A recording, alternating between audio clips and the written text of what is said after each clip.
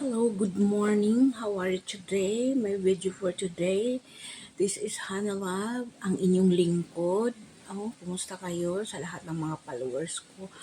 Kumusta and God bless sa ating lahat. Once again, good morning. And ito po yun guys. Mahirap tayo na maging ina nga single. So, shout out sa lahat ng mga single mom like me. Ang hirap. Pero ako naman, as a single parent, hindi ko po naranasan na naghirap, sobrang hirap dahil nga yung mama ko at saka yung papa ko supportive kasi sa akin. So ngayon, naghirap ako naghirap yung matanda na. Yung matanda na kasi, ang katinong mata ko. Hirap na yung matanda nga sawayin mo. Ako kasi dati guys, pasaway talaga ako. As in pasaway. Pero nagtanda kasi ko sa lahat ng sinasabi ng mama ko. Sinunod ko sila.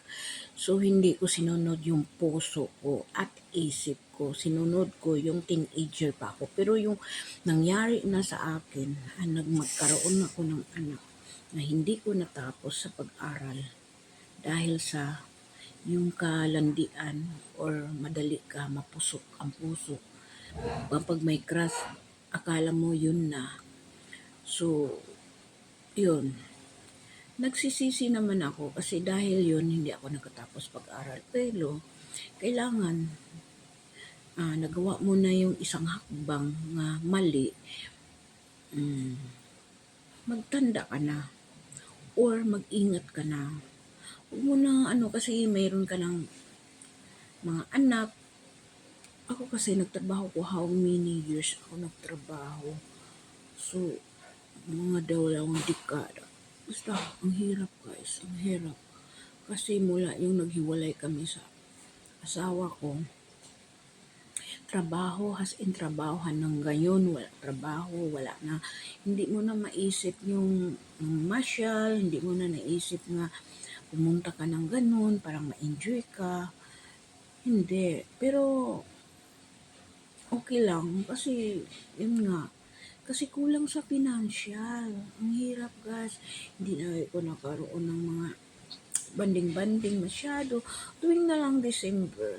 Pero kahit ba as a single mom, hindi ko masyado na pinagsisihan dahil kay yung mas masarap yung magkaanak ka ng bata pa kasi hindi mo malalaman yung hindi mo pa na ano yung masakit ba or manervyos ka or ano, hindi po ba naranasan? Ang maranasan mo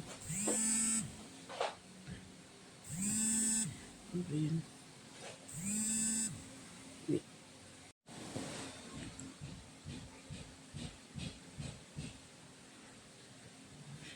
Yun guys,